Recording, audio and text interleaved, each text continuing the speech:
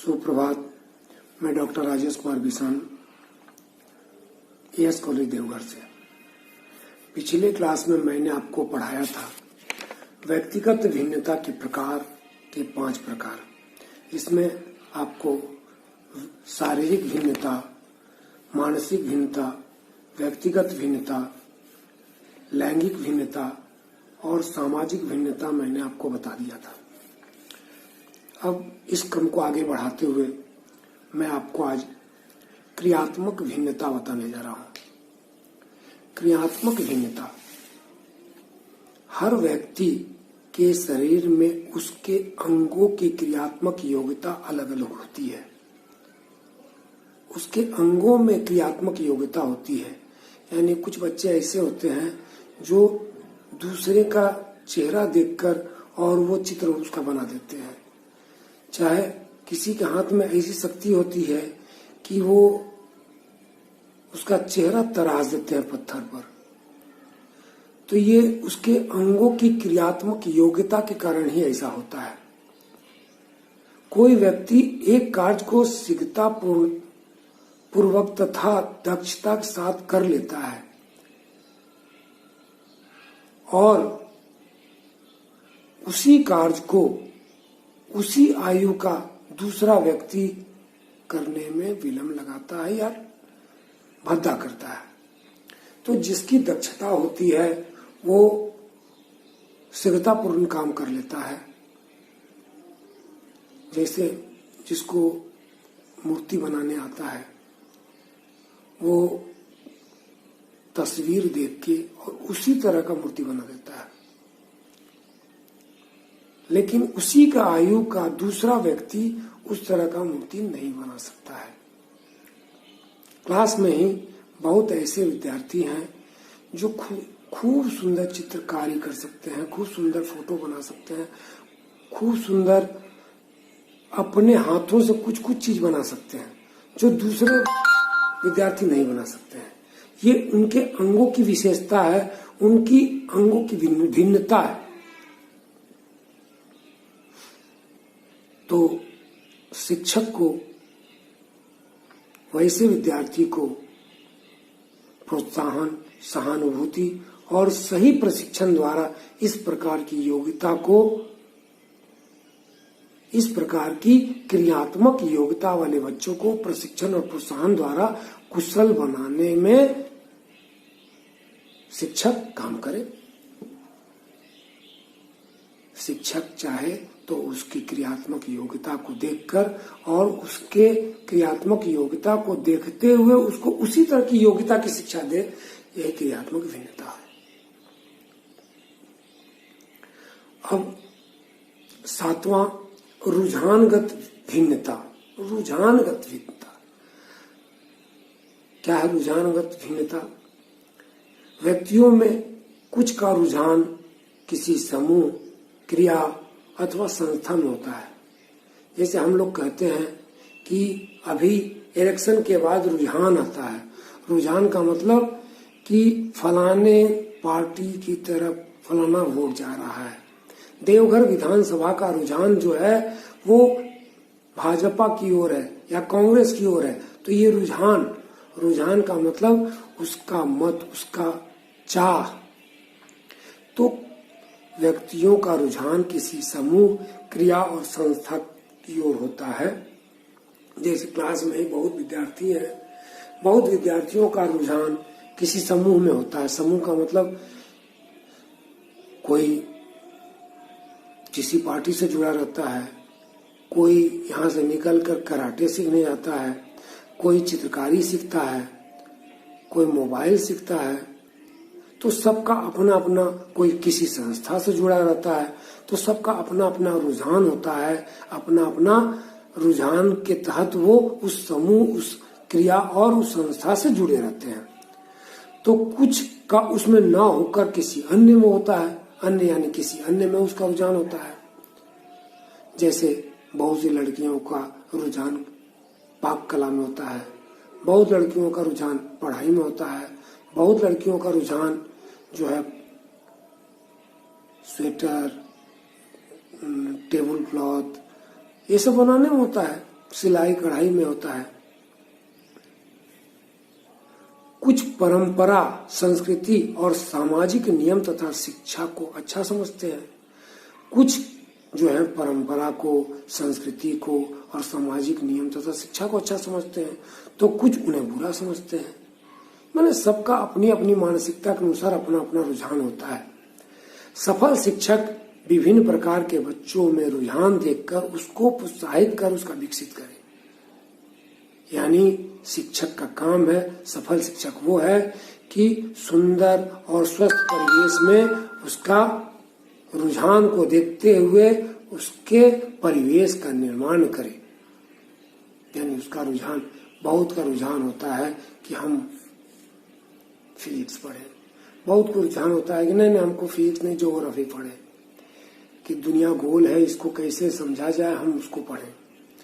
बहुत का रुझान होता है कि हम कला पढ़ें, बहुत का रुझान होता है हम संगीत सीखें, बहुत का रुझान ड्रामा की ओर होता है। तो उसका रुझान जिस ओर होता है, सफल शिक्षक उसके रुझान को देखते हुए उसको प्रोत्साहित करके उसके शिक्षा को विकसित करने का उपाय करते हैं। ये रुझानगत भिन्नता होती है। 8वां, उपलब्धि भिन्नता। उपलब्धि भिन्नता क्या होता है? तो ज्ञानोपार्जन में उपलब्धिगत भिन्नता बच्चों को स्पष्ट देखी जाती है। बच्चों में ज्ञानोपार्जन क्षमता में ही भिन्नता पाई जाती है। यानी बच्चे जो है ज्ञान जो अर्जन करते हैं उसी में भिन्नता पाई जाती है, उसी में भिन्नता दिखाई देती है। हम लोग टास्क देते हैं, बच्चा को जिस ओर रुझान ज्यादा होता है बच्चा उस टास्क को तुरंत बना के लाता है और वो टीचर से सही कराता है, कहता है सर हमको और टास्क दे दीजिए, हम और बनाएंगे। यानी उसकी उपलब्धि उस सब्जेक्ट की ओर ज्यादा होती है।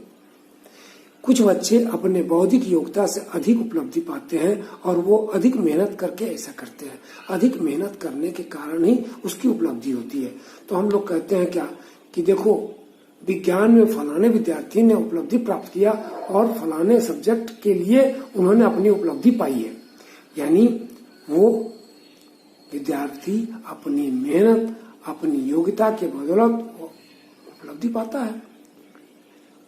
वर्ग में रुचिकर अध्यापन और अलग अलग गृह कार्य देकर शिक्षक सफल बनाया जा सकता है। अपनी बौद्धिक योग्यता से अधिक ज्ञानोपार्जन करने वाले छात्र का निरीक्षण कर शिक्षक ये पता लगा लेता है कि किस कमी को किस प्रकार पूरी की जाए। इस तरह का शिक्षक न केवल बच्चों के स्वभाव की विकास एवं शिक्षा प्रदान करेगा बल्कि उसके जीवन को भी सफल बना सकेगा। शिक्षक टास्क देते हैं फिजिक्स, केमिस्ट्री, बायो। बच्चा का रुझान जो है, बच्चा का जो उपलब्धि जो है वो फिजिक्स की ओर ज्यादा है। वो फिजिक्स का टास्क तुरंत बना के लाता है, केमिस्ट्री और मैथ का हिसाब चाहे सवाल गलत करके लाता है। इसका मतलब है उसका रुझान किधर है? केमिस्ट्री की ओर है। तो शिक्षक उसके केमिस्ट्री के रुझान को देखते हुए उसको उसकी पढ़ाई पर ध्यान दे और उसको उसके स्वाभाविक विकास को देखते हुए उसको शिक्षा प्रदान करे और उसके जीवन को सफल बनाए। ये आपका 8वां उपलब्धि भिन्नता हुआ। अब 9वां जातिगत भिन्नता। जातिगत भिन्नता क्या होती है?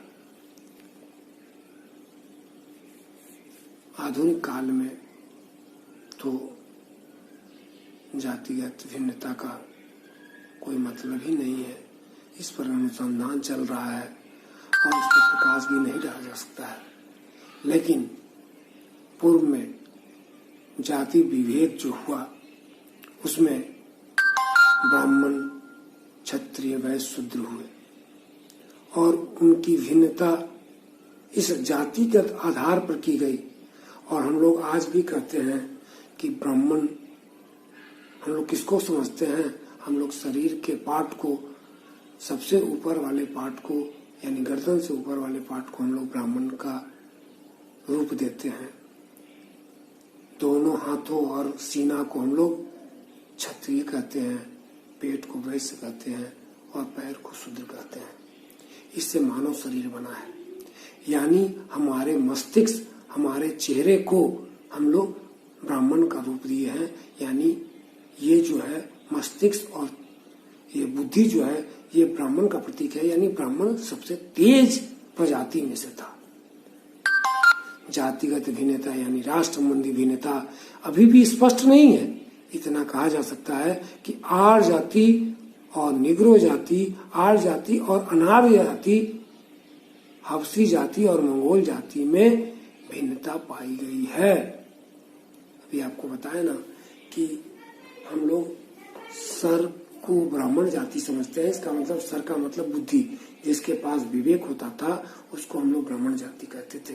यानी हमारे शूद्र, हमारे वैश्य, हमारे क्षत्रिय से ज्यादा ब्राह्मण क्या होते थे? पढ़े लिखे होते थे, समझदार होते थे, चालाक होते थे, जानकार होते थे।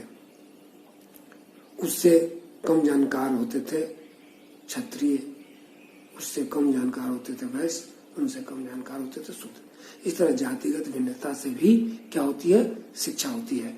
आपको मालूम है कि अभी टीवी में बहुत सारा सीरियल चल रहा है, हमने भी देखा है, आप लोग भी देखे होंगे कि शिक्षा का आधार देख रहे हैं आप लोग कि गुरु जो हैं द्रोणाचार्य, वो किसको शिक्षा दे रहे हैं? सिर्फ ब्राह्मण और क्षत्रियों को दे रहे हैं। इसका मतलब है कि गुरु भी जातिगत आधार, जातिगत भिन्नता के आधार पर ही शिक्षा देते हैं, जो आज के समय में इस पर अनुसंधान चल रहा है। और ये स्पष्ट नहीं, अभी भी ये स्पष्ट नहीं, ये जातिगत भिन्नता और राष्ट्र संबंधी भिन्नता अभी स्पष्ट नहीं है, अस्पष्ट है। 10वां है संवेगात्मक भिन्नता। संवेगात्मक भिन्नता का मतलब है संवेग यानी हम पाते हैं कि कुछ व्यक्ति चिड़चिड़े होते हैं और कुछ शांत और हंसमुख, तो कुछ रोनी सूरत के होते हैं। इसी प्रकार कुछ व्यक्ति देश के लिए प्राण न्यौछावर करने के लिए होते हैं, तो कुछ डरपोक बनकर घर में दुबके रहते हैं।